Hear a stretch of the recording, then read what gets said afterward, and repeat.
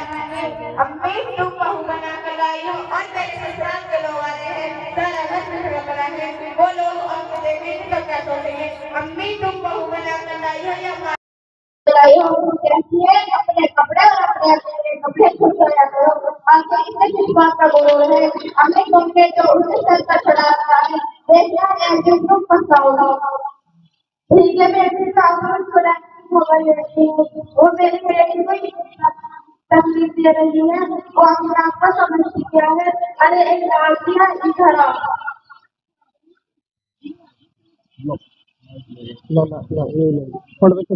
क्या बात है भाई, इधर बढ़ जाए या मुझे बच्ची मैं तुमको बहु बता लाइब्रेरिया पालती या तुम संपर्क करने के लिए आते हो।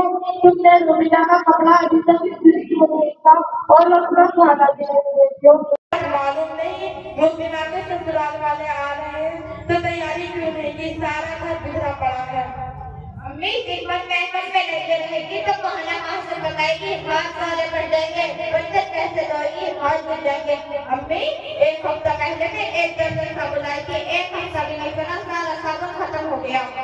हाय अल्लाह, मैं तो साबुन और नीम ला ला कर थक गई हूँ, कभी ये खत्म कभी वो खत्म। लगता है अपने मायके में साबुन और नीम देखी नहीं, जब से तो हमारे घर में आई है हमारे घर की बरकत ही चली गई। अम्मी ये तो सरासर गलत बात है, मैं तो वक्त पर खाना भी देती हूँ और बराबर कपड़े भी धोती हूँ। रात को देर तक काम किया तो थक गई थी, रूबीना के बिस्तर पर क्या सो गई, वो तो शिकायत लगा रही है। अम्मी अभी मेहमानों के आने में काफी टाइम है, जब तक वो आएंगे हमारा सारा काम हो जाएगा। अगर ज्यादा काम रहा तो आप लोग हाथ बटा देना, मैं अकेले ही इतना काम करूँगी। और रही बात साबुन और क्रीम की तो आपका बेटा ही तो कहता है कि जरा ठन के रहा करो, मैं अकेले ही थोड़ी साबुन और क्रीम इस्तेमाल करती हूँ, आपकी बेटी भी तो इस्तेमाल करती है।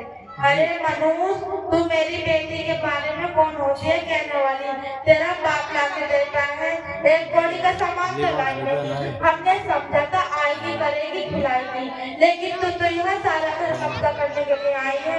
लेकिन अब तेरा यहाँ कुछ भी नहीं है तो आज ही अपने बाप को फोन करके बुलाओ और मुझे आज ही जहेज का सारा सामान चाहिए और आज के बाद मेरी बेटी के बिस्तर और कोई भी सामान को हाथ मत लगाना।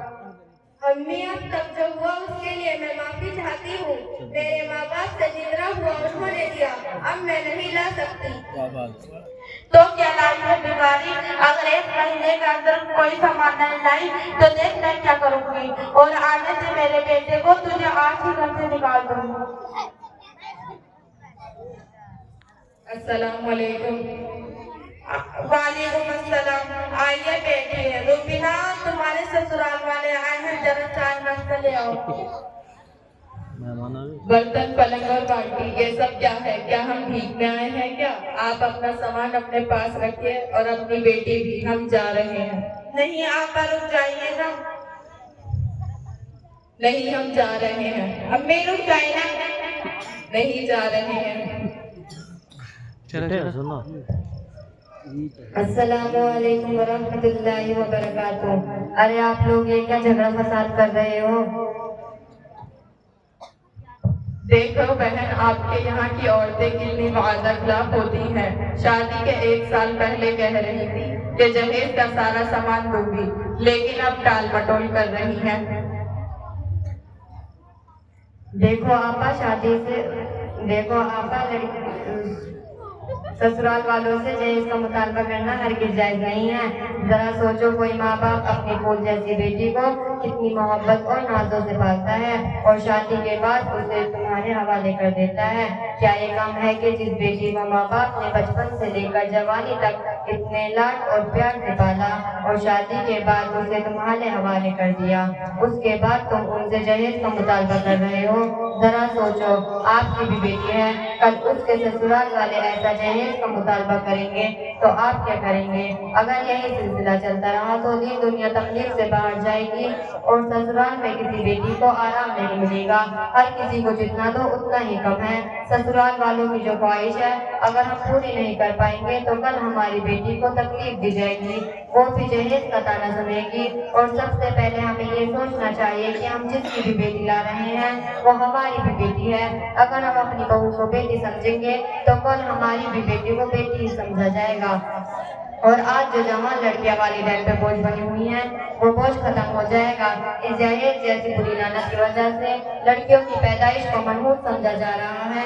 अगर हम इस रिवाज को खत्म करना चाहें तो हमें पहले इस जहेज जैसी बुरी लानत को खत्म करना होगा।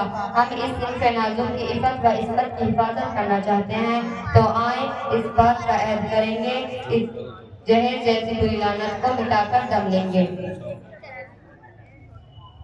आपा आपने तो आज हमारी आंखें ही खोल दी। हम लोग किस कदर गुमराही और जहालत में थे।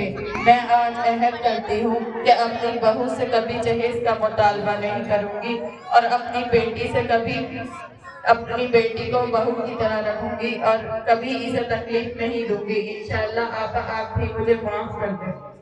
आपा मैंने माफ किया और अल्लाह भी माफ करे।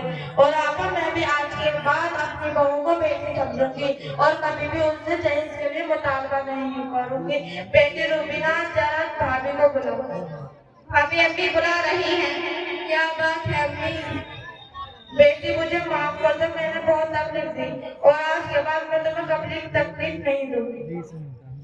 अम्मी मैंने माफ किया, अल्लाह भी करे।